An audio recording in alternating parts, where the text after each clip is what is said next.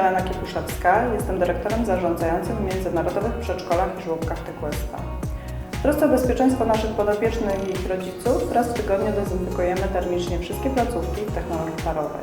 Każdorazowo otrzymujemy specjalny certyfikat zatwierdzony przez sanepid.